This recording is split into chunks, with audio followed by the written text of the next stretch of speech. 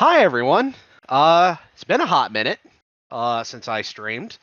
And you know what? You love it. We're back to some tier lists, but we're switching up the formula a little bit. This time I'm having Zealotjohn do a tier list. It's exciting stuff. We're doing dinosaurs today. So you know dinosaurs are a thing. You know there's a lot of them. They lived a really long time ago. Um, and you'd say that they have had a decent impact on our modern culture. Would that be accurate to say, with your knowledge? I mean, yeah, we got a lot of good movies from them. For sure. Um, so, regards to the dinosaurs that I picked today, as I was explaining to you earlier, just to explain to the people watching this after the fact, besides one of these dinosaurs, which we will go over when we reach it, these are all dinosaurs that I have known about personally since I was like 5, 6 years old. So these are all dinosaurs I have known about since I was a child. These are just names that came to me. Um, if I were to go, well, no, I shouldn't say that. One of there is another one that is one that I didn't really know about until I was older. Um, but these are all dinosaurs that, for the most part, I would say are pretty commonly well known. Besides one or two of them. Um, Now, as far as the art goes, I went out of my way to pick ones that were not video game depictions, but were also art renditions that were done within the last 5 to 10 years. Because, ladies and gentlemen, the field of paleontology has drastically changed in terms of what our understanding on how dinosaurs behaved and how they looked. Ranging from whether or not they have feathers to whether some of them could to even how they sound. You know, so that's why I avoided Jurassic Park among big things, which finding these images was a challenge. Finding ones that weren't associated with Jurassic Park, I'll tell you. Um, but beyond that, Zealot, I will leave it to you on how you want to rank these things. I have a Wikipedia page loaded up on all of these dinos. So if you have questions about what they ate, when they were found, what their scientific name was, all that, just give me a holler, and I'll be happy to get that information for you. All right. Do you have any questions before we get started? Uh, I mean, all my questions are for after we get started. Fair enough. Then, without further ado, let's do this, starting with our first boy. All right, what is this boy? This, my good sir, is what is known as Allosaurus fragilis, or the Allosaurus. Um, in terms of just general off-the-cuff knowledge, this guy was around during the Jurassic period, which was, in this particular dinosaur's instance, around 145 to 155 million years ago. So we're talking well before humans were even a thing of a thing of a thing. I mean, that should Um, be something for all of them, right?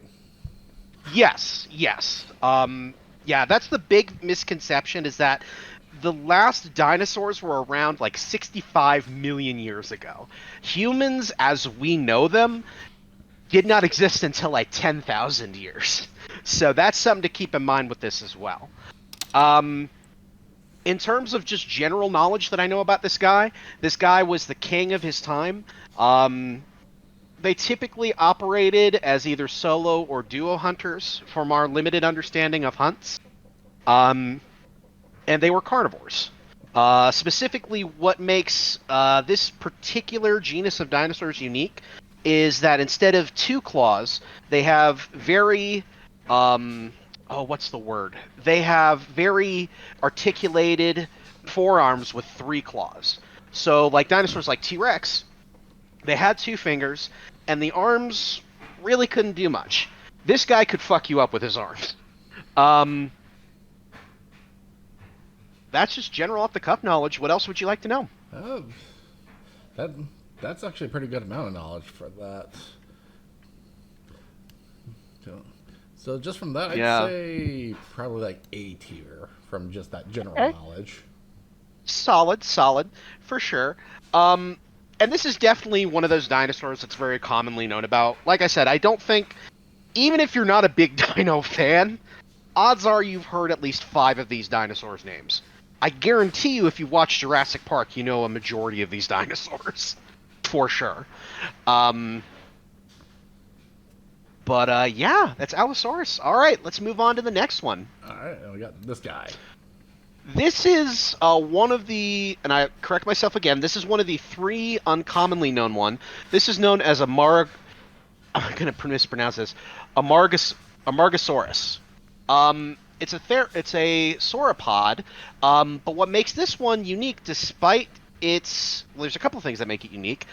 For one, for a sauropod, it is rather small.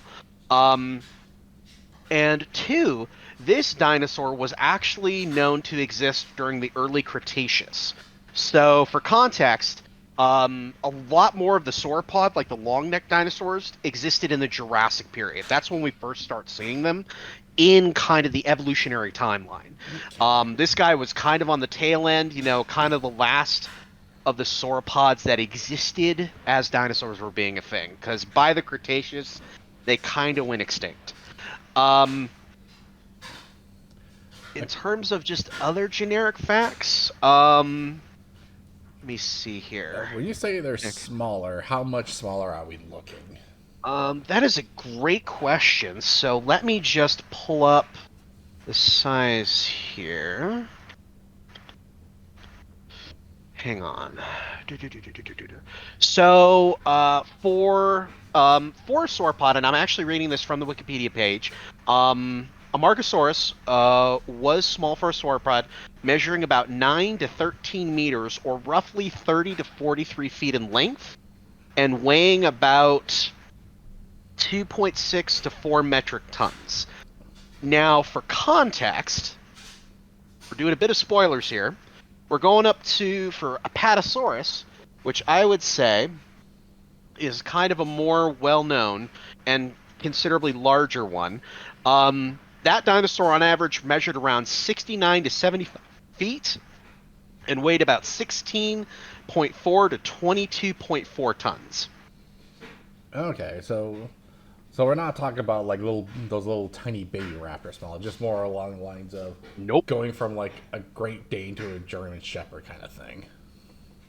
I would say more along the lines of going from, I would say, like a German Shepherd to an Irish Wolfhound, Okay. or potentially a Great Dane.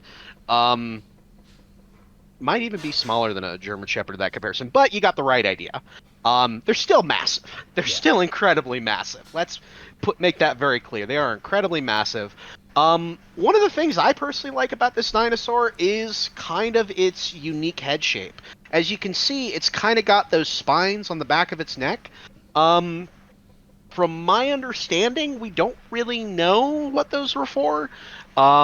They could be anything ranging from, kind of like spine vertebrae for like, channeling blood flow so that it could have colors to display for mating and whatnot or to intimidate predators, to being full on spikes that helped protect the neck. Um, it's just one of those things that unfortunately we just only have skeletons, so we can only do so much. Yeah. But I think it looks cool. Yeah, I do too. So I'd say B. Cool, cool, cool. All right, we are on to the first of the armored dinosaurs, Ankylosaurus. This guy was around during the Cretaceous, towards the very tail end of the Cretaceous, so about 68 to 66 million years ago, give or take. Um, it's been most commonly found in Western North America, believe it or not, and it is actually one of the last of the non-avian dinosaurs. So when you look at dinosaurs, you kind of see a split off from the traditional dinosaur ancestor into non-avian, so things like sauropods, ankylosaurs, to things that would potentially be more bird-like, theropods, carnivorous dinosaurs, especially. And those would then go on later to eventually evolve into what is known as Archaeopteryx, which is considered the missing link between dinosaurs and birds. Okay. Um, in terms of size, it would have been about 20 to 26 feet long and been about 4 to 8 tons, give or take approximately. Um, And as the name implies, this dinosaur was heavily armored. The way that it defended itself is it had a bony sort of back and spine that extended out, not like a turtle shell, but as you can see, there are kind of nodules and spikes. But what really sold the deal was that large club at the end of its tail. Really? Yeah. Um, because the one thing that hasn't changed since the time of the dinosaurs is if a carnivore gets injured, it's not going to eat. If it doesn't eat, it doesn't heal. So that's the way that it defended itself, was with that tail for the most part. All right. Oh, he is gonna go right up to A there. Yeah. All right. And we're now on to the boy that I mentioned earlier, Apatosaurus. Its name means deceptive lizard. It is a sauropod, easy enough, and it lived during the late Jurassic period. So according to this, it was about 152 to 151 million years ago, give or take. Um, Common areas that it's been found in are from the Morrison Formation of modern-day Colorado, Oklahoma, New Mexico, Wyoming, and Utah of the United States. Okay. As I said previously, it usually measured about 69 to 75 feet and about 16 to 22 tons, give or take. In terms of just facts that I know about this dinosaur, um, it's actually really funny because this dinosaur actually is one of the biggest examples of when kind of people get things wrong about fossils. So, have you heard of the dinosaur called Brontosaurus? Yeah. That's a trick question because Brontosaurus is, in fact, uh, basically, they are a Apatosaurus. It's one of those situations where the fossils got mixed up, and what was originally thought to be a completely new fossil was, in fact, just an Apatosaurus fossil. Hence why there is really no such thing as Brontosaurus, as far as I know. Okay. And you see this all the time with fossils, because again, all we got are bones, and not even that. We have rock impressions and rock like molds of bones, essentially. So there's, it happens. That's the way science is at times. Yeah. Yeah. That I definitely. Yeah, because you even got those Pokemon from Sword and Shield, which were like mixed up bodies that are in agonizing pain 24/7. Yeah, yeah, yeah. Um, and that's like, I have my own thoughts about that, but I think it's definitely a spot-on thing about paleontological, fallacies. Yeah. Just because, again, we only have bones to work with. There's only so much we can do. It's been getting better as the technology's been getting better. We've been able to find skin imprints. I think one person even found an intact head with skin on it and stuff. So it's definitely getting better, but there's only so much we can do. All right. So, Um, so with where we will put this, we could go down here because gravity is really shouting at me not to have them low. he is having strong feelings.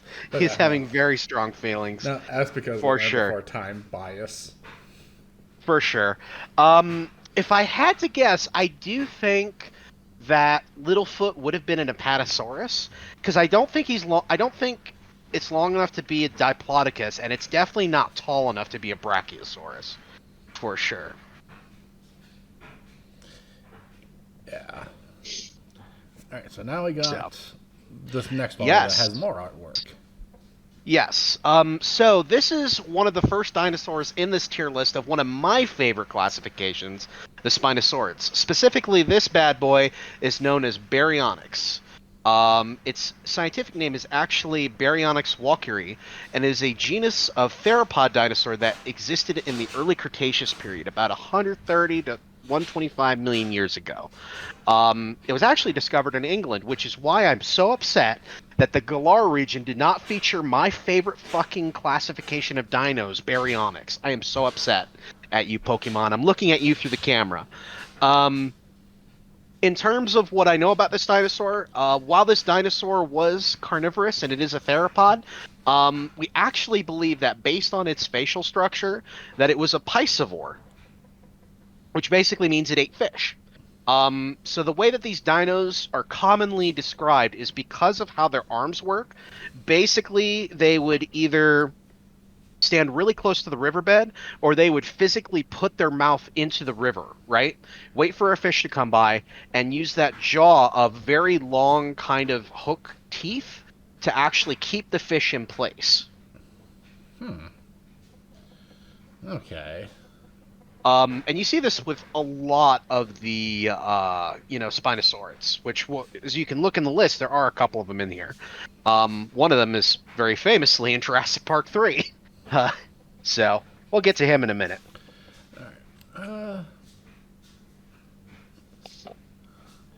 Yeah, we'll keep him in C for now. Maybe our feelings will change later.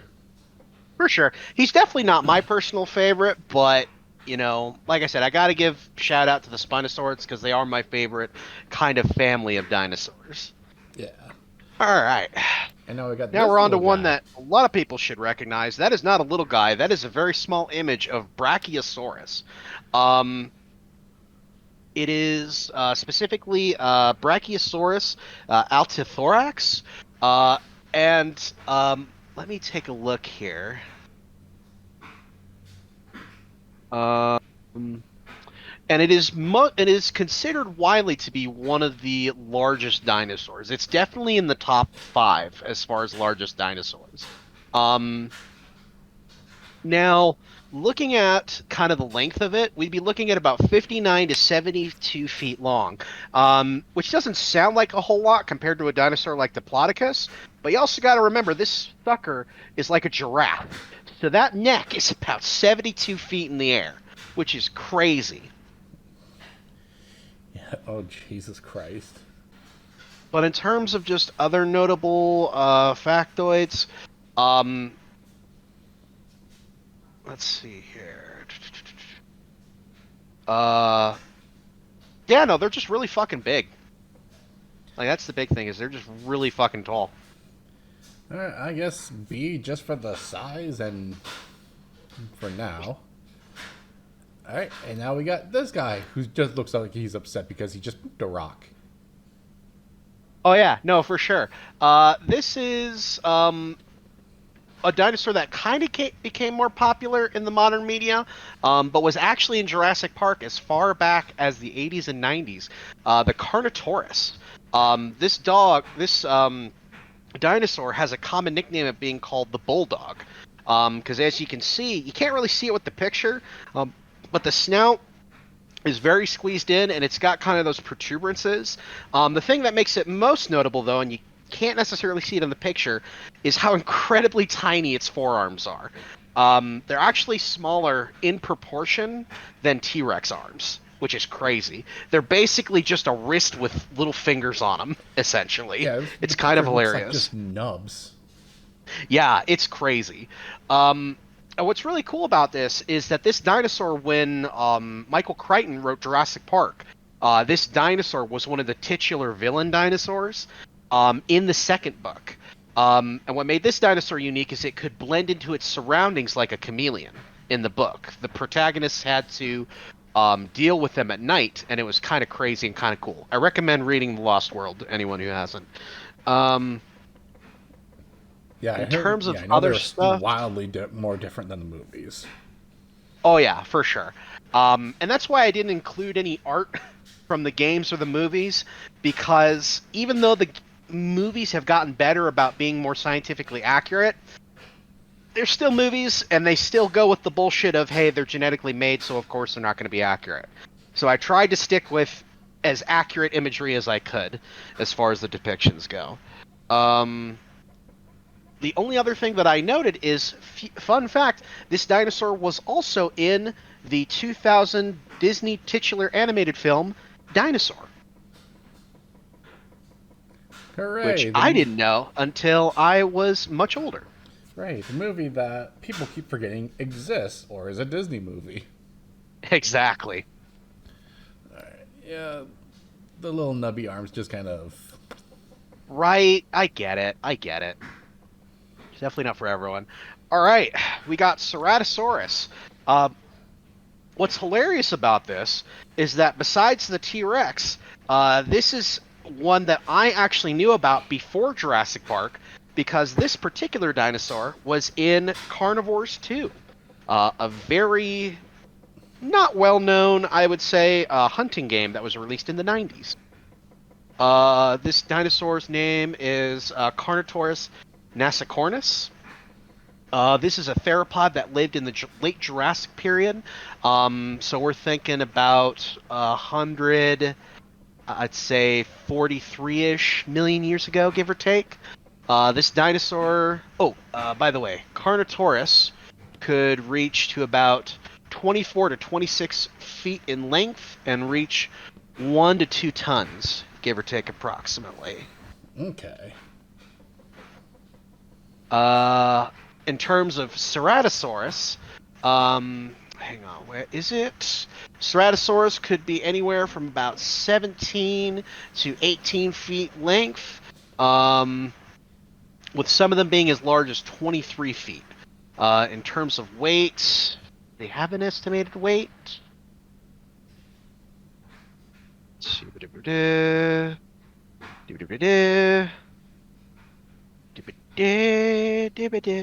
Okay, here we go.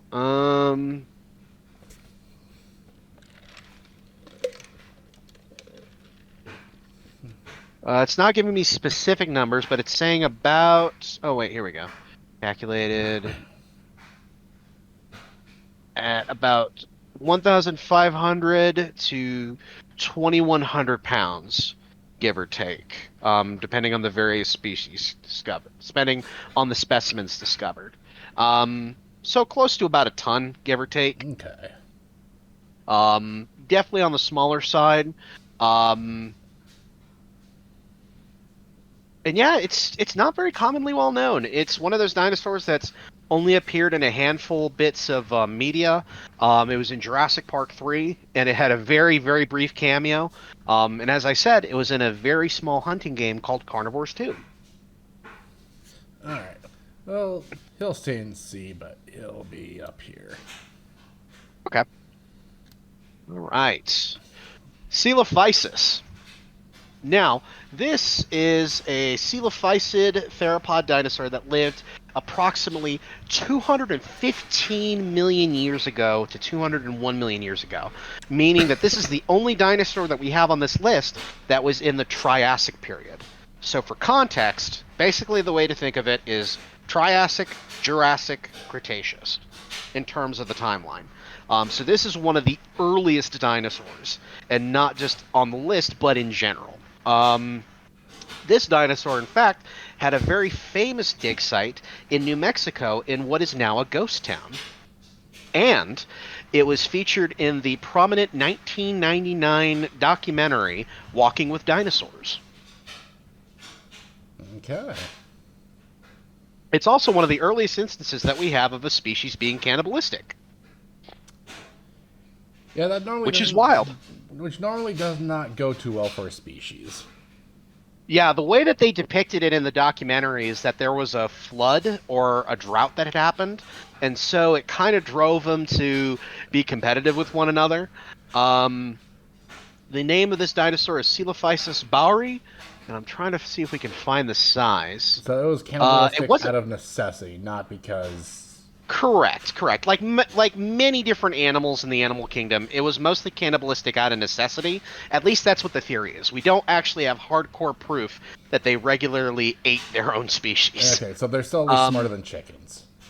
Correct. And in terms of dinosaurs, it wasn't actually that big. It only grew about 9 feet long, give or take. Um, so it could probably, let me see if there's a human comparison. Is there? Yeah, it could only, when it stood on its hind legs, it was only about up to a waist of an average human, give or take. Uh, and it looks like we're looking at a weight about 55 to 33 pounds. So not that big. Okay. And believe it or Well, not, it's not the smallest dinosaur on this list. we'll put them there in B. Yeah, that's fair. I mean, hey, we all got to come from somewhere, right? Oh, yeah. So, yeah. All right. Now we're looking at Corythosaurus, which is a type of hadrosaur or duck-billed dinosaur from the late Cretaceous, about 77 to 75.7 years ago. Excuse me, my words are getting mixed up. And its name, that is a word in Greek that I do not know. But it basically is, its name is derived from the Greek word for helmet, which now that I look at it, that totally makes sense because that absolutely looks like a Greek helmet. Um, but in terms of relatively new knowledge, we now believe it to be a Lambosaurian with other members, including Lambeosaurus, Velafrons, and Olorotitan. That name I do know. That's from Jurassic World Evolution 2. Geez, they did get some obscure dinosaurs. In terms of size, we're looking at about 25 to 30 feet in length and about um, let's see here. Oh shit, the skull is about 2.5 feet tall. That's crazy. The skull is So two just the feet. skull alone. Yeah, the skull alone is about 2 feet tall. That's crazy. How much can these suckers weigh? Um, but yeah, if I had to name something that it's similar to, we're thinking like, Parasaurolophus, kind of the duck-billed dinosaurs like Ducky from Land Before Time. Okay. Similar to that type. Um, God, that let's see here. just a whole depressing thing. Oh God, yeah, that's crazy. Especially when you dive into the actors, like, history, like when you dive into that voice actor's history, it gets even more sad. Yeah, no, I'm so sad. like that last scene in All Dogs Go to Heaven gets so much worse knowing what's going on. Oh, yes. Oh my God. In terms of other trivia, this dinosaur was first discovered in 1911 by Barnum Brown in Red Deer River of Alberta. So we got a Canadian dinosaur, eh? Yeah. All right. Roby. All right. All right. Now we're getting So to some of the more now, bird ones. yeah, so now we're getting to when dinosaurs definitely more or less started to divulge into that sort of bird shape. This dinosaur in particular is, hang on, I'm just closing all these wiki pages, is Deinonychus, which means terrible claw. Specifically, it is a species of dromaeosaur theropod. So dinosaurs like Velociraptor, Utahraptor, Deinonychus, etc., etc. The typically dinosaurs that we consider to be part of that bird type evolution. Um, this particular dinosaur lived in the early Cretaceous period, so about 115 to 108 million years ago, give or take. Um, Most often, these fossils have been recovered from the United States in Montana, Utah, Wyoming, and in Oklahoma. Um, in the rocks of the Cloverleaf Formation and Antlers Formation. Uh, though theoretically, we do potentially have some teeth that were found farther east in Maryland. Okay. And fun fact, velociraptors are nothing like they are depicted in the movies. What's really hilarious is there was a dinosaur, as I mentioned earlier, called Utahraptor that was discovered shortly, I want to say it was either before or after the movies were released, like within a couple months, that are more accurate to the film raptors depicted. Jurassic World takes some liberties to say, that's why they're so big, is because they're just genetically engineered and they address it in the movies. But real life Velociraptor was only about the size of a house cat. So The size of a house cat. yeah. Whereas Deinonychus here grew to about 11 feet long, Huh. and it grew up to about your waist, give or take, or even taller, depending on the species. Or Can we get a hang on, mod hang for on, Left hang 4 on. Dead to replace the common infector with these things? Dude, that would be dope. That would be a lot of animating, but that would be dope. There's so many mobs I out would. there that there might be one already. Let's see. Let's see, these things could grow to about 161 pounds, and they had a hip height of about 2.9 meters. So their hips were at about 3 feet tall. Um, so from foot to hip, it reached 3 feet. So this thing could look you in the eye potentially, which is terrifying. Yeah. Um, which just goes to show you that fiction is not all it's cut out to be. Because when I learned that velociraptors were the size of house cats, I was like, I've been chipped. And it's only within the last like 20 to 30 years that scientists have started to discover that, hey, these types of dinosaurs may or may not have had feathers. Hence why the depiction here has feathers. Okay. Well, uh, middle A. All right. Speaking of Jurassic Park, we got our next boy, Dilophosaurus. So if you want to talk about a dinosaur who was farther from real life than even the raptors, Dilophosaurus is your boy. I hate to tell y'all, we do not have evidence that they could spit venom. That is, for the most part, purely science fiction as far as we know. But what's even crazier is the size difference. Do you remember about how big the Did you ever see Jurassic Park? Yeah, I've only seen the first one. Okay. Do you remember how big the Dilophosaurus was? The dinosaur that killed Nedry? Isn't The it? one that could open its frill? Yeah, the one that shot Newman in the face? Yeah, yeah. Yeah. Um, those things are not that small. They actually were taller than humans. So this is a predator that lived in the early Jurassic about 186 million years ago. Fun fact: the skeletons, 3 skeletons were discovered in northern Arizona in 1940, and the 2 best were collected in 1942. Hang on. What do we got for size here? Because this threw me off when I figured out the size here. So, just for shits and giggles, can you guess the weight of the dinosaur that was in the movie? Because it's going to be nowhere near what they actually weighed. I'm just curious Yeah, what you think. let's see. Yeah, based on the Maybe size.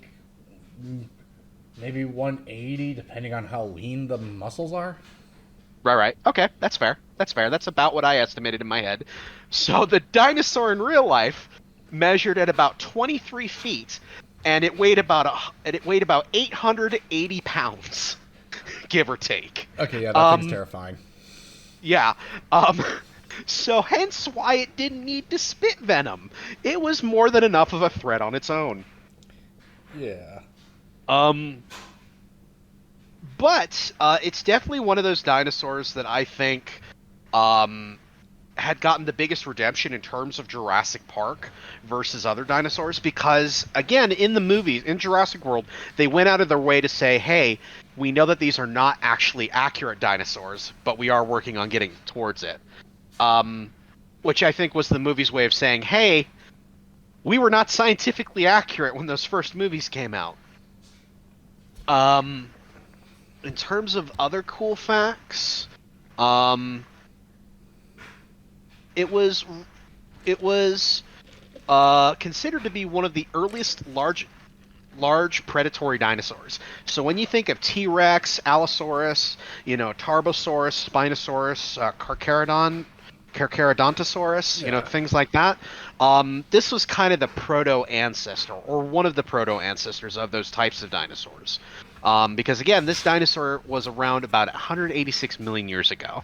So that's about 30 million before dinosaurs like Allosaurus started getting onto the picture. Okay. So So, yeah, I'm comfortable yeah, with where he is up there in A.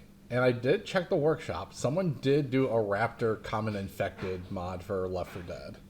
no shit. That's And amazing. there's a bunch of sound replacement boards to replace the special infected sound effects too, like as well as um, a model for the spitter to become this one.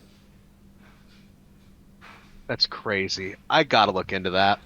I Yes, just wish that there weren't so many racist people on Left 4 Dead. Because one time when Austin and the gang and I were playing on it, this guy, we don't know how he got in. He had to have hacked into our party because our party was set to private. He literally did nothing but but did a text to speech bot that spammed the N word. over and over again Jeez. for no fucking reason. It was crazy. And so I'm terrified of playing that game on stream. I wish we could though. Um but yeah, that's Dilophosaurus. Yeah, because as I'm looking through, because I just put in dinosaur in the search for Left 4 Dead 2's workshop, and Yeah, the yeah. top result is replacing the tank with Barney the dinosaur.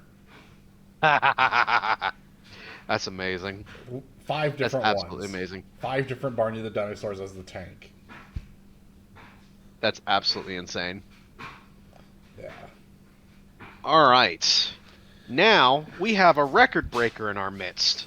This is the longest recorded dinosaur currently known in existence, Diplodocus. Um, and this dinosaur lived around. Hang on. Again, I apologize. This isn't consistent, people. I literally just made this playlist yesterday, and I didn't really have a lot of brain power to really have a script or anything, and so I'm literally just going off of the wiki, and they are inconsistent with what's posted where.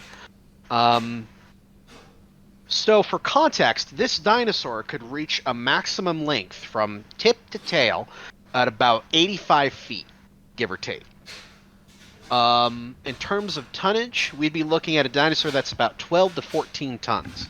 So again, it wasn't the heaviest, but it definitely was one of the longest. Um, And this was also a dinosaur that was featured in the Walking with Dinosaurs documentary. Okay. Um, I might have been talking out of my ass about the Brontosaurus. I might have been doing that. I'm reading that now, and I'm like, you know what? They're referencing Brontosaurus, and they're not correcting it. So I might have just been talking out of my ass, everyone. Publicly shame me. Shame the Shame. Wikipedia article. No, shame me, because I'm being an asshole going off his own knowledge. We don't necessarily shame Wikipedia yet. Once I find out what's going on, I'll shame myself or shame Wikipedia. But anyway, um, yeah, it's just a really long-necked boy. All right. That's it.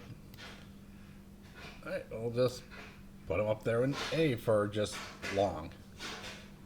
Long boy. All right, now we're getting to one of the smaller dinosaurs on the list. Yet still not the smallest dinosaur on this list. Dryosaurus, which means tree lizard.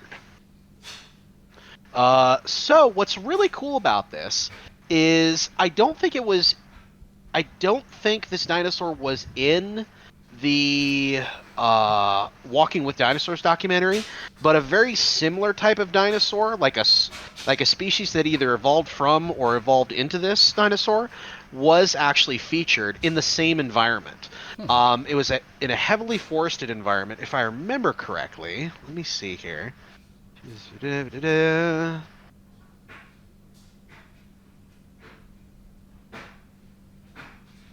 Let's see here. Any questions on any of the dinosaurs so far while I'm looking for this? Not necessarily. Let's see. Um, Scientific name is Dryosaurus atlas. Ba-da-ba-da. All right, well, we can at least talk about the size. The dinosaur was only 9 feet long, and only weighed about 220 pounds. So it was about the size of so it was, according to the hip size here, it looks like it was about at human waist height, give or take, in terms of how tall it was. So for a dinosaur, it wasn't that big, all things considered.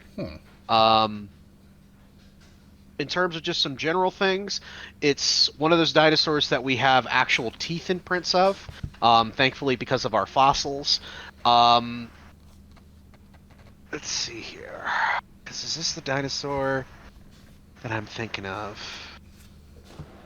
Okay, this is not the dinosaur I'm thinking of from Walking with Dinosaurs. Because there were dinosaurs that lived in a very forested kind of polar Arctic environment, where basically in the documentary they showed that as the sun kind of set, because it was in one of those like Arctic regions, where the sun set, everything kind of went into a frost, and that meant everything. plants, trees, animals. So, like that cricket that can keep itself alive, they'd have to keep warm during the winter. It's crazy. One of these days, I'll show you the documentary footage. Um, it was really cool. Um, but yeah, that's Drysaurus. Just a very small leaf-eating boy. Okay. I'll put ah here. All right. Now we got this one. Let's see. That is the Hadrosaurus, a genus of the hadrosaurid ornithopod dinosaurs that lived in North America during the late Cretaceous period in what is now the Woodbury Formation in New Jersey. Roughly about 83.6 million. Let's see, is this right? Yeah, 83 to 77 million years ago, it looks like, give or take. Um, in terms of the size here, they would range anywhere from 23 to 26 feet at about 2 to 4 tons, give or take. Um, let's see. Yeah. And this is, from my understanding, obviously, it is the name of the family that these dinosaurs belong to, Hadrosauridae, so that would lead me to believe that this was one of the first discovered, but I don't know off the top of my head. This was discovered and named Hadrosaurus folki by, let's see here, Joseph Leidy in 1858. Um, let's see. This specimen came the first. Oh, here we go. In 1868, the only known specimen became the first ever dinosaur skeleton mounted. That's crazy, They because this is mounted when it? they thought, huh? They mounted it? Yeah, like they actually started to display the skeletons and stuff. Oh, okay. Yeah. It's essentially the precursor to what we know as museums displaying them now. Yeah. But yeah, these people would just create places and just hang this shit up. It's fucking nuts. All right, we'll put him up here in B since he's kind of the precursor for museums and letting education Yeah. flow. Yes. I could be talking out of my ass, but it's very hard to read all these articles and doing all that, which is why I encourage you guys to do your own research. I'm pointing at the camera. Do your own research. Let's see here. Hang on, this is loading. All right. We now have the iguanodon, which is a very common name, or not a common name, but this is a very commonly known dinosaur. Ironically, it means iguana tooth. It was named in 1825, and I don't have who it was named by yet. Oh no, here we go. It was named by geologist Gideon Mantell, based on fossil specimens found in England. Again, another dinosaur they could have included in the Galar region. God. Is Galar. I don't fucking care. They had baryonyx and they had frickin' iguanodon. They had two perfectly good dinosaurs that they could have done. Instead, they did the fossil equivalent of a badly solved Rubik's Cube. Sorry. That just really bothers me. Anyway. So this dinosaur was in the early Cretaceous, specifically in Belgium, Germany, and England and Spain, so kind of all of Europe, between 126 and 122 million years ago. The big distinctive thing is if you look at any skeleton or any depiction of Iguanodon, they have these... I wish I could show you on my camera, but they have these little spikes on the sides of their feet that essentially spread out. Like, so take your hand, right? Yeah. And put it out flat and extend your thumb and your pinky. That's essentially what their hands looked like, because they had two large thumb spikes on each hand that were specifically used for offense.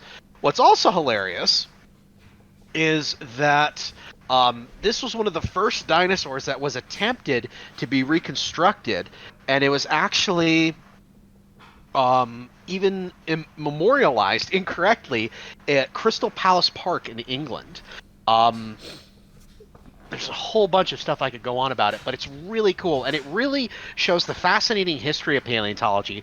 Because when you look at this stuff, specifically Mantle's restoration, as well as Crystal Palace Park iguanodon, um, they look like giant lizards. They look nothing like they look nothing like the portrayals of dinosaurs that we have now, which is just crazy when you look at the history of it then versus now.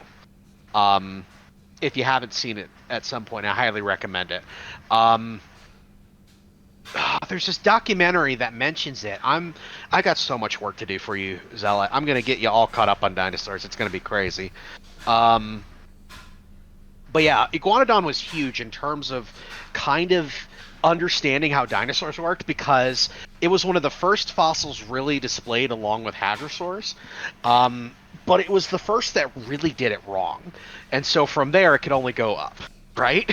Yeah, like Um, just the idea of like, yes, we were the first to do it. Yes, the first to do it. So wrong. You're going to be remembered for how wrong you were. yes. Um, so for sure, I definitely want to do another presentation about the history of kind of paleontology overall. Once I have a chance to make a script, once I have a chance to do proper research, we'll definitely do that sometime. Okay. But yeah, we have a spiky thumbed boy for the time being. Spiky Thumb Boy. Oh. We'll just put him in mid C just for how much he really goofed up paleontologists. Yeah. For sure. Their revenge. All right. And All now we got right. this spiky boy. Yes, we have what is known as Kentrosaurus. It is a genus, and it is the first on this list of the stegosaurid dinosaurs from the late Jurassic, specifically found in the Lindi region of Tanzania. Now, one thing you're going to commonly notice with a lot of these stegosaurs is that a lot of the fossils have been found in a lot of sites in Africa. Um, there are ones that are found in Asia and stuff like that, but a lot of the well-known ones, particularly like Kentrosaurus, were found in Africa. Specifically, they have only been found in what is known as the Ten.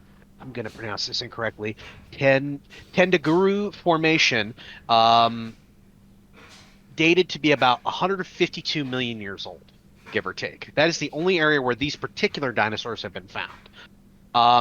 In terms of size, you'd be looking at a size of about 13 to 15 feet in length, and it weighed about 1,500 to 3,500 pounds. So about 2 to 3 tons, if I'm doing the math correctly. I could be wrong.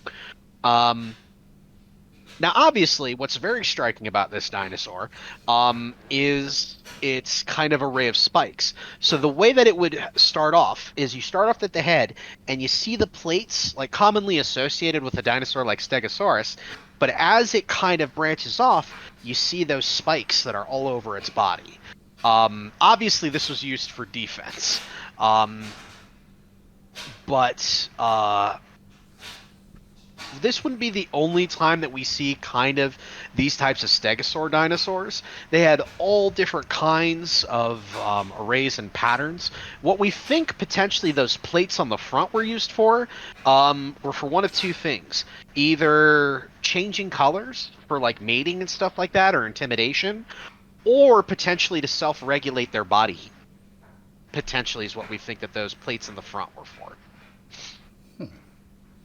Okay. Alright.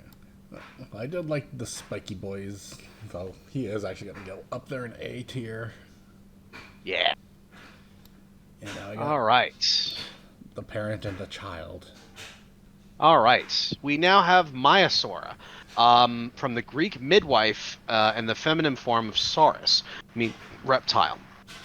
So basically, this is a large hadrosaurid, so similarly duck-billed dinosaur, in the Upper Cretaceous, about 86.3 to 70.6 million years ago.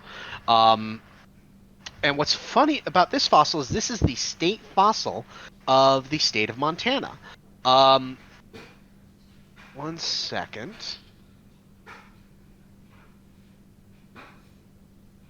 Let's see. Hang on. Because I want to find something about where is Jack Horner. Jack Horner, for those who don't know, is a very famous paleontologist. Um, I wish I could have had a chance to meet him. I haven't had a chance to meet him yet. But he's kind of one of the big names in paleontology, if that makes sense. Um, what's really cool about Maiasaura is that it was one of the first big fossil pieces of evidence that dinosaurs cared for their young.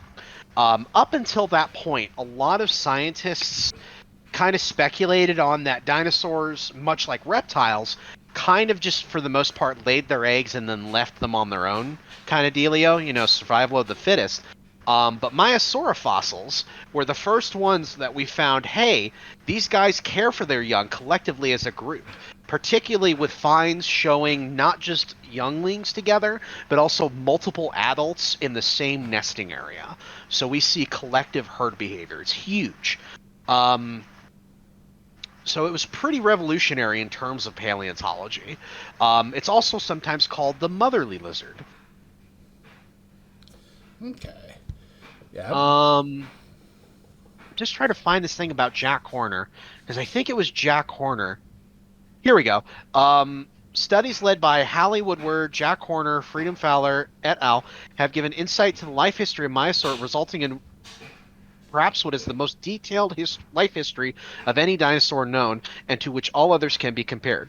From a sample of 50 individual Maiasaur tibiae, it was found that Maiasaurs have a mortality rate of about 89.9% in the first year of their life. If the animals survived their second year, it would drop to 12.6. So that's the big thing that Jack Horner was known for, was working with Maiasaura. I'm not finding the whole situation about it being one of the first examples of um, kind of the egg-laying habits and whatnot. That's weird. I'll have to research that more. But yeah, it's really cool. All right. All right. For actually being a good parent, S tier. Yeah. And then we All right. got this All right. thing, Now which the this picture is looks like it has no arms. yes. This is one of the other dinosaurs that I knew very little about until I was much older in life. This is a Majangosaurus.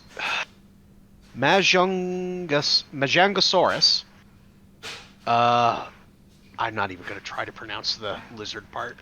Um, Specifically, it is an abelisaurid theropod that lived in Madagascar from 70 to 66 million years ago at the end of the Cretaceous period, making it one of the last known non-avian dinosaurs that went extinct during the Cretaceous Paleogene extinction event.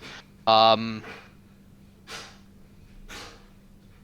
So this dinosaur is part of a family called Abelisaurids, which, for context, includes dinosaurs. If I remember correctly, hang on. Here we go. Abelisaurids include one other dinosaur that has been on this list, Carnotaurus. So characteristically, these dinosaurs had very short snouts, and incredibly in short arms.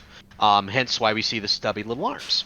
What makes this dinosaur insanely unique is it's only been found in Madagascar. Only in Madagascar. Correct. No other fossils, as far as I know, have been found anywhere else. Let's see here.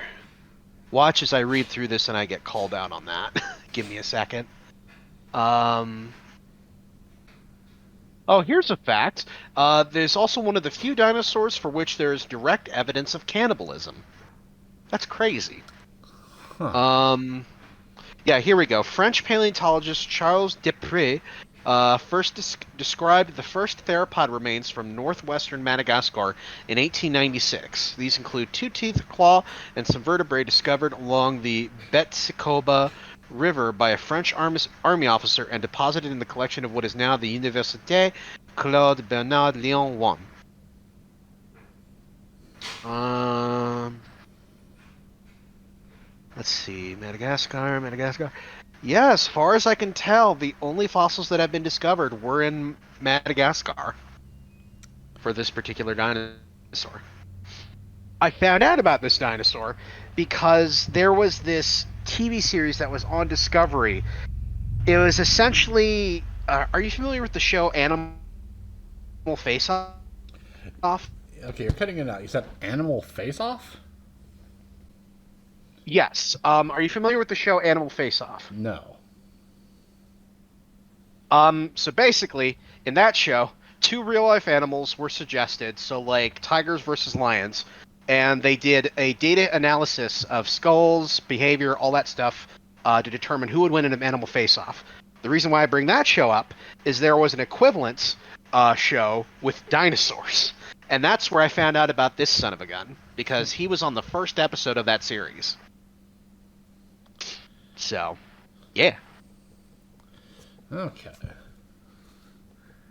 Uh, a little bit lower in C for him. Okay, okay. And now we got another armor boy. All right.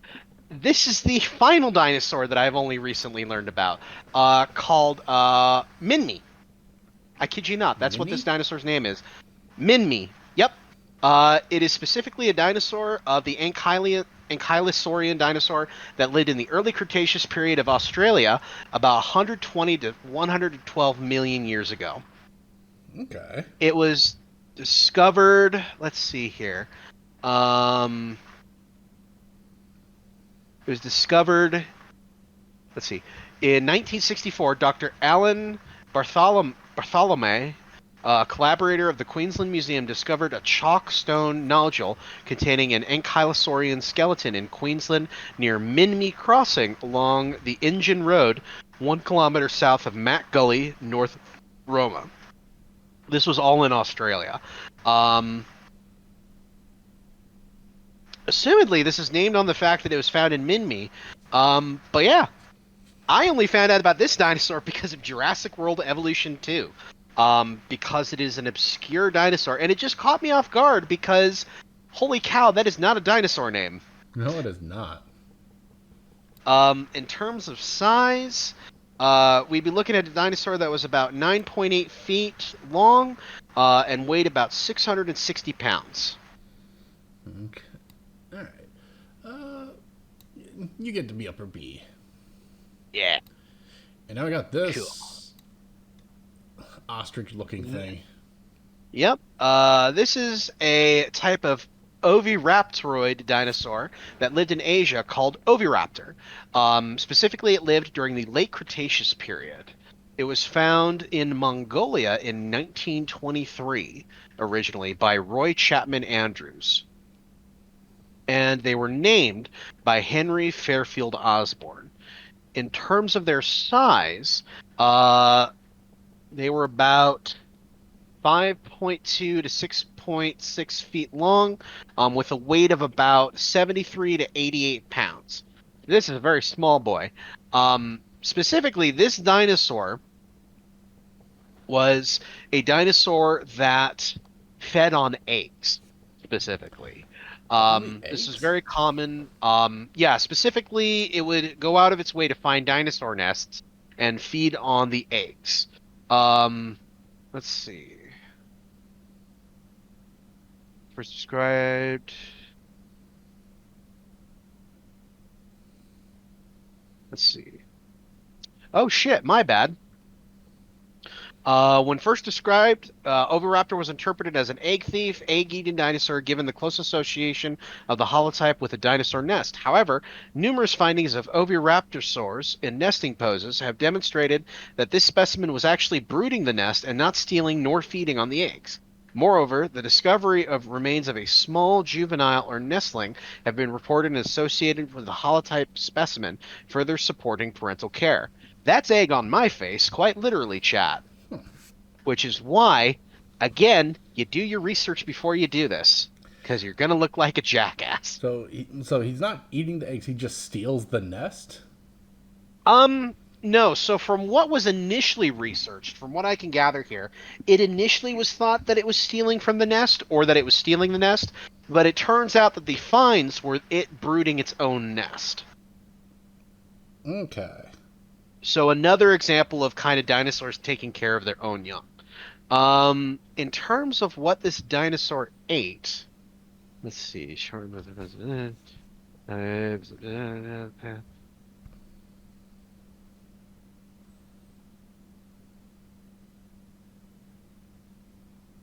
Let's see.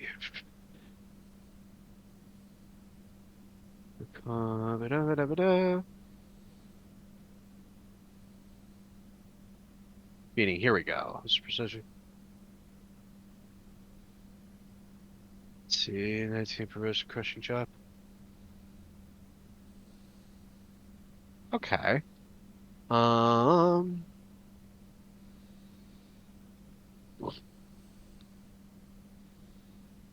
let's see. So what I'm reading here is that the beak or the mouth of an oviraptor was potentially used for crushing. So some theorized that it could have a diet that is based on mollusks. And some studies have found that there have been lizard bodies inside certain specimens. So they were partially carnivorous. So from what I'm reading, they could possibly be omnivorous. Because there's also been studies to suggest that it could be like a beak for like a parrot, which could be used to break things like nuts and stuff. Um, Omnivorous. Yeah, in 2008, Stig Olaf K. Jason compared the skull of several oviraptorid species to those of birds and turtles to investigate which properties can predict a Rampharinca. He found the lower jaws of oviraptid species similar to those of parrots, and the upper jaws to be similar to those of turtles. Based on these observations, Jansen suggested that oviraptorids were omnivorous as sharply developed Rampharinca, together with the prominent forelimbs, could have been adapted to catch and tear small prey. Moreover, the projections of the palate would have contributed in holding prey. Jensen pointed out that a fully herbivorous diet in oviraptid seems unlikely as they lacked flat and wide tomia, the cutting edge of mandibles to chew, and were unable to move the lower jaw sideways. However, he considered the lower jaw strong enough to have at least crushed elements like eggs, nuts, or other hard seeds.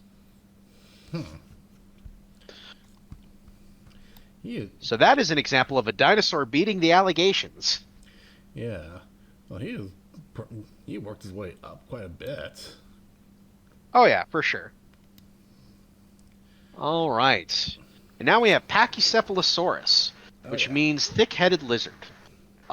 This dinosaur was found. Let's see here. When was this dinosaur around? Oh, come on now. Here we go. It was found about 70 to 66 million years ago, so it was in the very end of the Cretaceous, it looks like. Um, it was found specifically in what is now initially Western North America. Remains have been excavated in Montana, South Dakota, Wyoming, and Alberta. In terms of its size, it is estimated it could have reached about 15 feet length and weighed about, let's see here, 820 to 990 pounds. It is most famous for its skull, which features a prominent dome, which scientists have theorized they basically headbutted each other, both as a way to defend themselves and as a form of mating competition. Kind of like rams. Huh. I Yeah. He's going to low C. I'm just the headbutting is just a real weird thing for me. Not your thing? I get it. I get it. All right. Here's a dinosaur you should recognize. We have Parasaurolophus, meaning besides crested lizard. Uh, this is a hadrosaurid, again, a duck-billed dinosaur, Right? that lived about 76 to 73 million years ago, approximately. It could reach over 30 meters, it could reach 30 feet in length and weigh over 5 tons. What's really cool about this dinosaur is they were known to be able to move in a bipedal and quadrupedal fashion. So they could do whatever they fancied, walk on 4 or 2 legs. Whichever was easier. Yes. Um, what you may know this dinosaur from is this is the dinosaur Ducky is based on. All right. Yeah. All right, now we All got right. this zebra-looking thing. Yes, this is Procompsognathid. Specifically Procompsognathus. Um, this dinosaur was incredibly small. It lived in the later part of the Triassic period. I did not know that. I specifically thought this was in the Jurassic period. That's egg on my face. It might have been early Jurassic, late Triassic. Um, but it lived primarily in what is now known as Germany. It Okay. is a lightly built, ground-dwelling bipedal carnivore that could grow. Let's see, do they have a weight? Here we go. So for context, this dinosaur is incredibly small. It could grow to a length of about 2.5 feet. And I kid you not, let's see, hang on. Oh wait, we got a couple different ones. Um, let's see. Okay, so it could grow anywhere from about 2.5 to 3 feet long. And its weight, I kid you not, was about 2.2 pounds. Only 2 pounds? That can't be right, but I'm looking at this here. Let's see here. Point is it was incredibly small. Let's see. Hang on. Yeah, everything I'm looking says about. Wait a minute. Signated. Okay, here we go. Okay, so this is from. Okay, I don't know the validity of this website, but it says for size and weight about 4 feet long and about 5 to 10 pounds. It is worth noting that this is one of the earliest dinosaurs connected with dinosaurs forming into birds. So theoretically, depending on how their skeleton was built, not exactly unheard of that it could weigh that much. But I'm not finding anything else concrete as far as a weight. Only that it grew to about 3 to 4 feet long, give or take. Yeah, but 3 to 4 feet long, and that it's still only that white. Like, I'm Yeah. sorry, you are actually going down there because that size is and weight is pitiful. Yeah, it's crazy. All right, now we got this guy. All right, now we got Protoceratops. This dinosaur was found in the late Cretaceous, around 75 to 71 million years ago, and these particular dinosaurs lived in Asia. Uh, they were, let's see here. There's two different species. The first species was discovered in 1923 from the Mongolia Dakshota Formation, and the secondary in 2001 from the Bayan Mandahu Formation. And though originally considered a type of Triceratops or Ceratopsian, it was discovered to be its own little category of dinosaurs called Protoceratopsids. They were very small. They were about 6.6 to 8.2 feet long and weighed about 137 to 229 pounds. This guy is famously known for a dig site where they were found in a fighting pose with a velociraptor. Okay. And what's cool is I actually went to the museum where that display was made, where that display was. Or at the very least, there was a depiction of the display. I don't remember if it was the exact fossil. Um, let's see. Fighting dinosaur specimen. Let's see. Oh, I can't see where it's displayed currently. Um,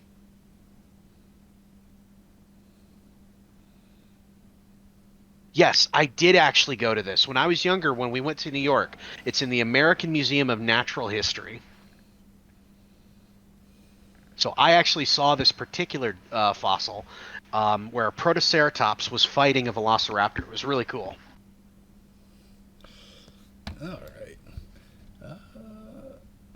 We'll put them there in A. All right. All right. Now I got All right. this weirdo. I'm going to say this fucker was so hard to find an accurate image for because this fucker has undergone so many visual changes in such a short amount of time. This dinosaur is known as Spinosaurus aegypticus. It is a type of Spinosaurid that was around during the late Cretaceous about 112 to 93 million years ago, though it could have survived potentially until 80 million. Um, and it was first discovered in Egypt and described by German paleontologist Ernest Stromer in 1915. This is where paleontology gets sad because guess what happened around the time that this dinosaur was being researched? What? A little thing called World War II. Oh God. Yeah, so when the Germans were bombing the hell out of Egypt, unfortunately the only real specimen that we had at the time was destroyed. Since then, we have been able to find skeletal, collections and whatnot. But what's really interesting is that this dinosaur, fossil-wise, is dramatically different from how it's been depicted. So in Jurassic Park 3 and in Jurassic World Evolution 1 and 2, this dinosaur was depicted as having a spine on its back, but not much else. What we actually notice, and I'll actually pull up the skeleton here. Give me just a second. And let me just share this for the class at large. And let me share my screen here. Do, do, do, do, do, do. If you look at my screen on the Discord, uh, that is not how the skeleton. That is not how the dinosaur looks in real media depictions. No, it does As you not. can see here, it has a very large, almost finned sort of tail. So that's why the depiction looks as it does, because what we have here potentially is essentially the first truly semi-aquatic dinosaur. So how this dinosaur was theorized is that it was a dinosaur that could swim if needed. As you can see, it's kind of got that very typical Spinosaur jaw with the long, almost crocodile jaw with the jagged teeth that are designed to pin the fish in place. You have the spine that stands out here, and you have this fin-like tail that would have most likely helped it in regards to swimming and kind of correcting itself in the water. Okay. Um, this is to be a confirmed piscivore and carnivore because specimens have been found with both fish as well as terrestrial prey in their stomachs. Okay. And this dinosaur is huge. Let me find the length and size here.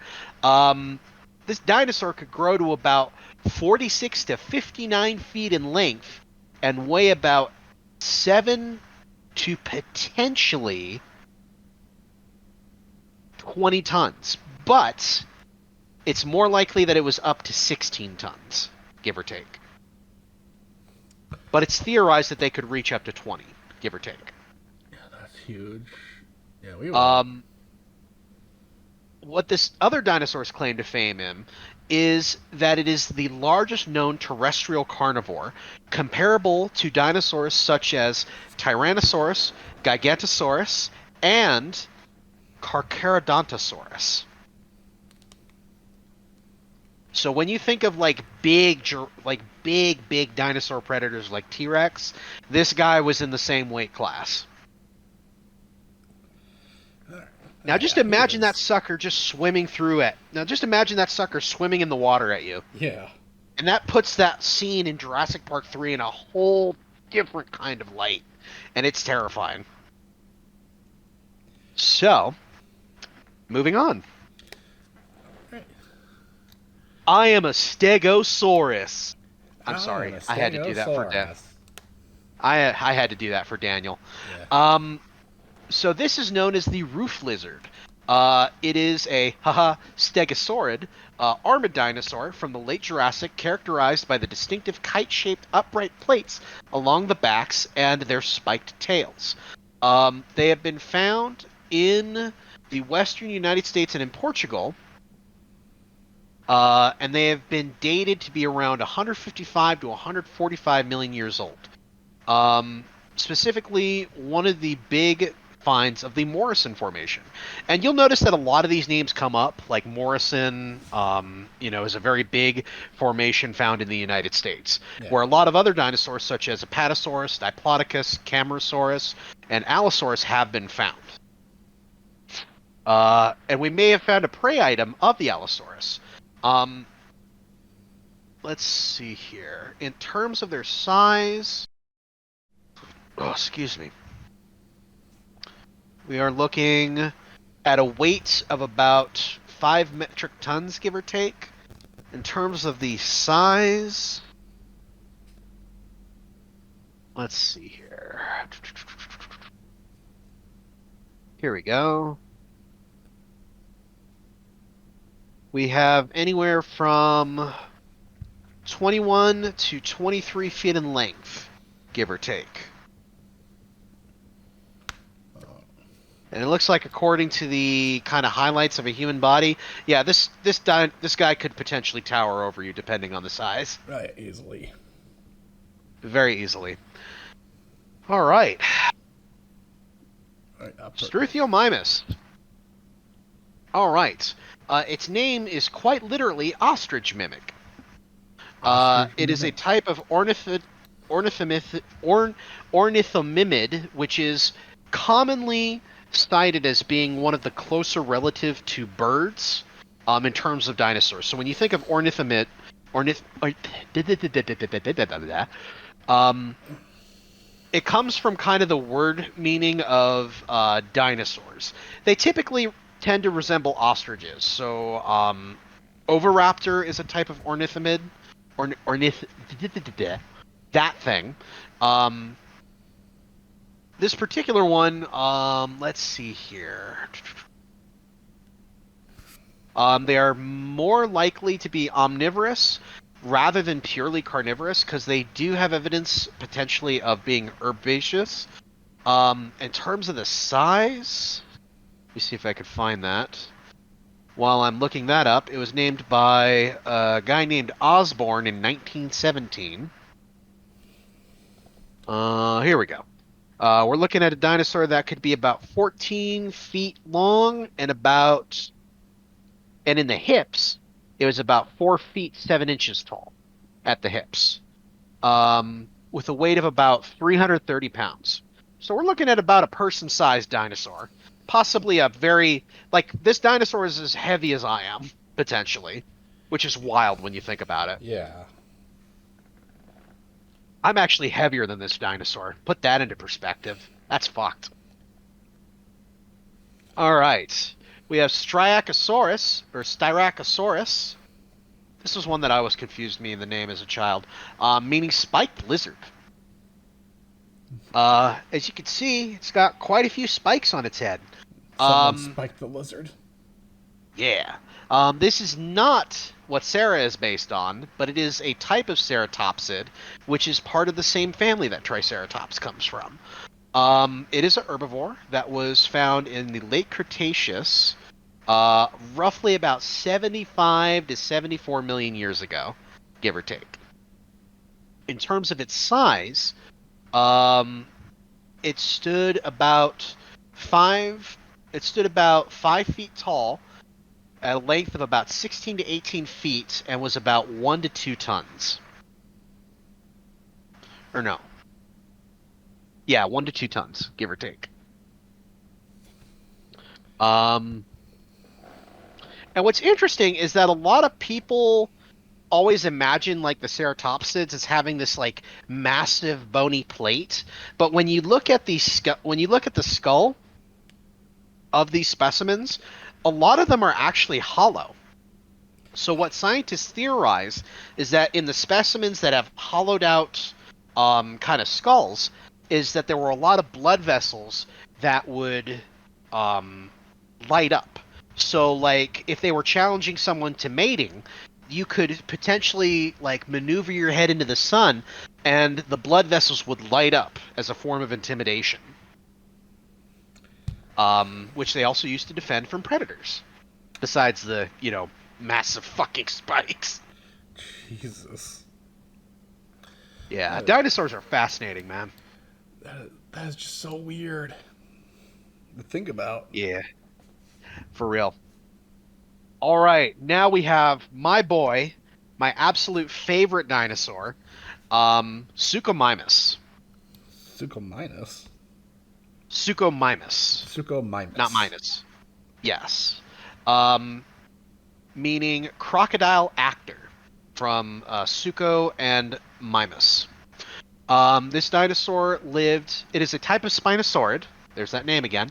That lived about 125 to 112 million years ago, in the early Cretaceous period. And this dinosaur actually lived in what is now Niger in North Africa. Huh. Um, it was described. It was actually relatively recent in terms of a discovery. It was named Suchomimus tenerensis. Teneresis. I don't know how to pronounce that. Um, by hang on, what was his name? What was the name? Paul Sereno, in 1998.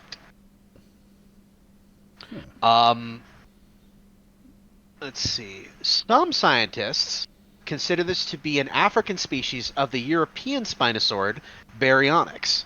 Um, which, when you look at the skeletons, it could kind of make sense.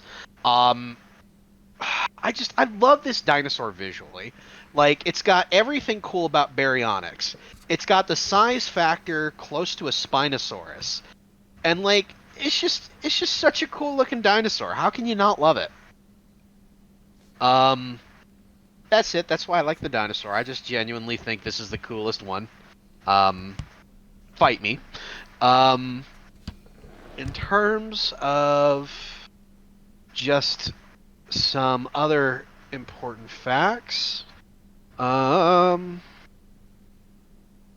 Yeah, similarly to Baryonyx and Spinosaurus, it is definitely confirmed to be a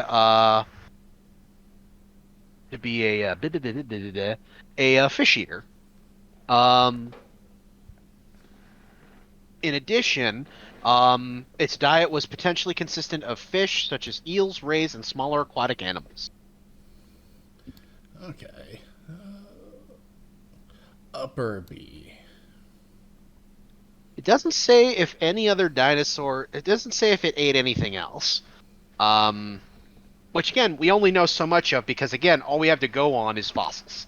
If we had some different fossils, we could probably be better figured out. But yeah, that's my favorite dinosaur. If anyone's ever curious, Suchomimus. Okay. All right, you know him, you love him, you've been waiting for him. Tyrannosaurus Rex. Yep. No introduction needed. Um, in terms of his size, hang on.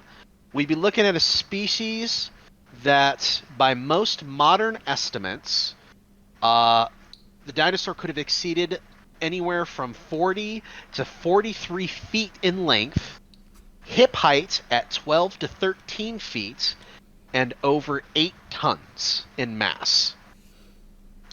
Um, while some theropods might have rivaled or exceeded Tyrannosaurus in size, it is still among the largest land predators, with its estimated bite force being amongst the largest of all terrestrial animals. By far the largest carnivore in its environment, it likely was an apex predator, which makes sense. Yeah. So, in terms of things to kind of know about this dinosaur, One thing that's been surprisingly been kind of debated on and off is whether or not it had feathers. And from my current understanding, mind you, I've been out of the loop paleontologically speaking for a while. My current understanding is that it was kind of similar in a sense to some birds, where as a youngster, it had kind of this downy, feathery sort of kind of coat. But as it grew up, it grew into more of a traditional scale pattern. It grew into more traditional scales. Okay. Um, that is not confirmed, nor is it necessarily confirmed that they have had feathers. It's just fossil evidence that we found. And again, because of the nature of fossils, we don't know everything. We can only Yeah. speculate. Um, what's interesting is that over the years, another thing that's been argued is whether or not Tyrannosaurus hunted or primarily scavenged its food. Um, obviously, with a mouth like that, it would have no problem taking down prey. All it would need to do is get its mouth around your neck, and it would just break it Yeah. instantly. There's no way with a jaw like that that it couldn't take down its prey. But there is some evidence, particularly related to its arms, and I want to say its neck muscles, that it might have primarily been a scavenger. Um, I kind of think it's both. I think it's an opportunistic carnivore, um, particularly because, um, just why wouldn't it? I mean, it's a fucking T-Rex. What are you gonna do to stop it? You know, Yeah. like, um, the last thing, it is the last known member of the Tyrannosaurids and among the last non-avian dinosaurs to exist before the Cretaceous Paleogene extinction event, which, just to clarify for those watching, is essentially the event that happened when the dinosaurs started going extinct en masse. Because of the way evolution works is there have been periodical extinction events, right? You know, you had one in the late Triassic, you had one in the late Jurassic, which is why you don't see Brachiosaurus, with T-Rex, right? Because periodically there are extinction events. The Ice Age was an extinction event. Um, but the Cretaceous Paleogene event is when the dinosaurs as a whole were gone or would soon be gone. It is because of that extinction event that we no longer have dinosaurs as we knew them. Yeah. All right. I mean, where are you going to put the king? Uh, Really? Interest. No, I don't necessarily argue with it, but it's interesting. Littlefoot It's an smaller. interesting. Ooh, Nah, but for real, he's ooh. going A. Okay, okay. I was gonna say that's a bold strategy there, Cotton. That's a bold strategy. All right. Um, another one that I know of from actually the Magic School Bus game about dinosaurs of all things, Tarbosaurus. It is a type of tyrannosaur, from Asia that was in the late Cretaceous about 70 million years ago. Um, in terms of size, you'd be looking at about 33 feet long, at about 9.8 feet tall at the hips, weighing about 4 to 5 tons, give or take. In terms of just other cool facts, um, oh god, uh, it was found in a joint Soviet-Mongolian expedition in the Gobi Desert, in Onomagori, Unomo, Omnogov. God damn it, I can't pronounce this word. It was found in a province, um, with a large theropod skull and some vertebrae from the Negmet formation. Let's see here. That was in 1946. In 1955, Evgeny Maleev, a Soviet paleontologist, made the specimen the holotype of a new species, which he called Tarbosaurus batar.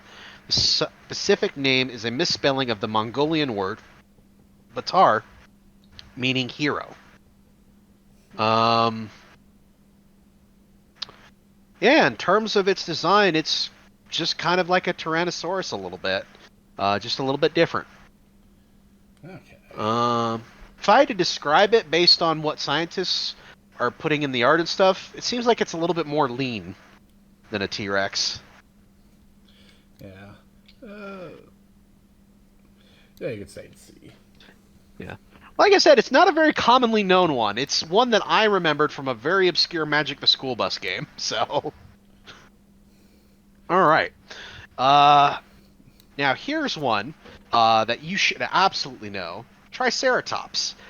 This is the dinosaur that Sarah is Yep. based off of. Um, this is one of the last. It is one of the last non-avian dinosaurs, along with Tyrannosaurus and all those others, that lived during the Cretaceous Paleogene extinction event.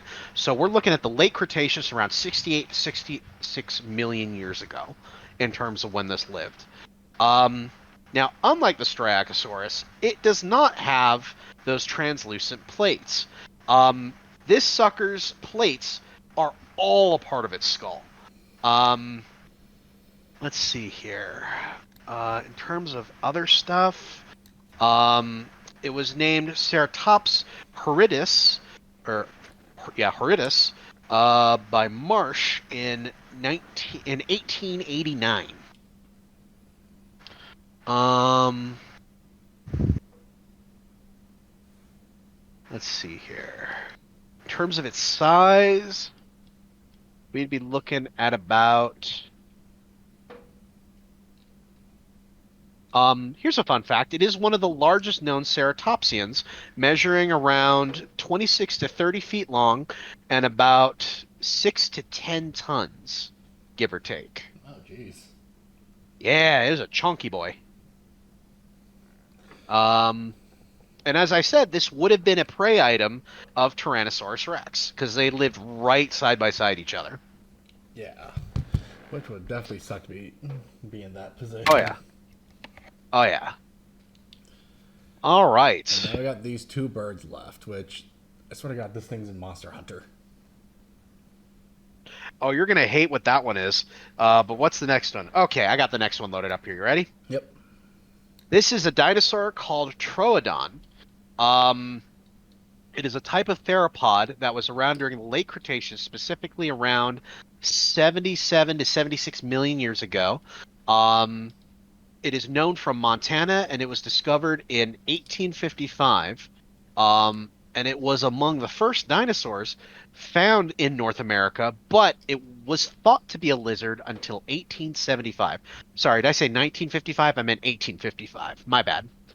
No, you said Um, 1875. okay.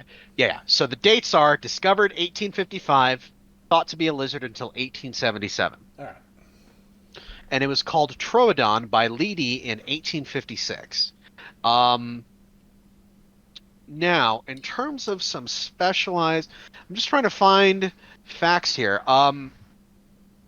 So one of the cool things about this dinosaur is that they did have communal nesting. A 2023 study using presumed Troodon eggshells from the Oldman Formation used clumped isotope therm thermometry to determine their formation and development. The study found that in contrast to the accelerated realization of eggs in modern birds, Troodon, and likely other non-avian Maniraptorians had slowed egg calcification akin to other reptiles. This would indicate that, unlike birds, Troodon and other Maniraptorians had two functional ovaries that would limit the number of eggs produced. Thus, the study concluded that the large clutches of fossilized eggs present in the formation, despite the limited egg production each individual had, would indicate that Troodon had communal nesting behavior, where eggs would be laid together by a single nest by multiple females forming large clutches, Wow. which is a strategy used by some modern birds, such as ostriches. In terms of its size, oh, come on. I know we had skeletons. Where's the size here?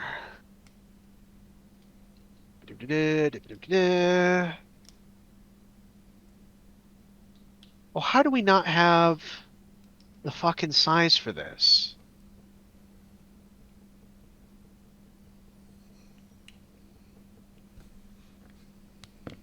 Hang on.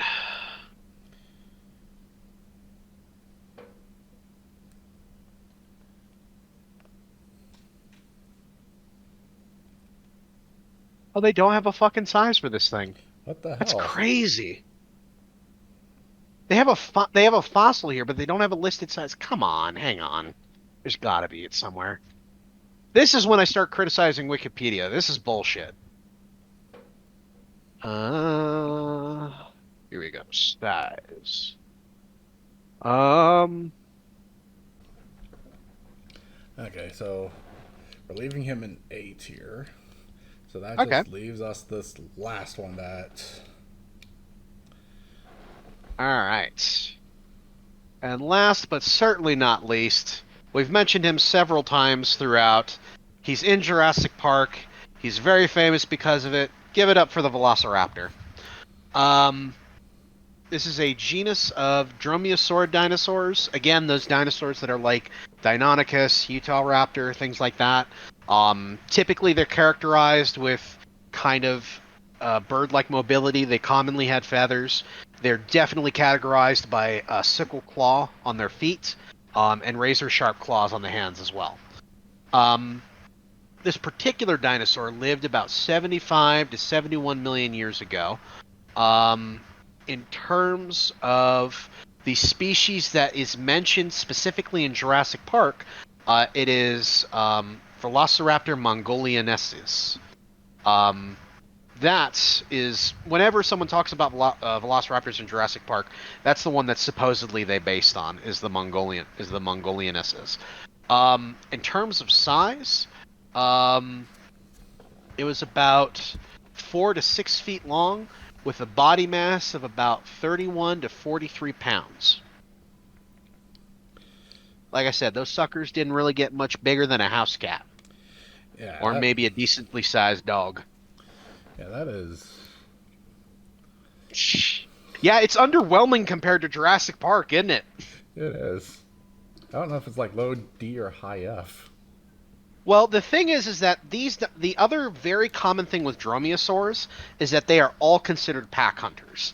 So Yeah. typically, the way that these guys would hunt is they would go after large dinosaurs in packs.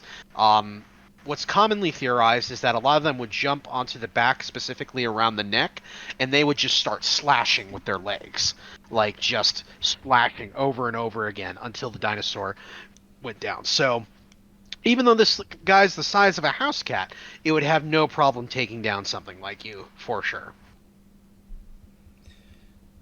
Yeah. For context. Okay, so that'll at least keep him out of F tier. Yeah, poor Procompsognathid. Poor Procompsognathid. Just so tiny. So fucking tiny. Yeah.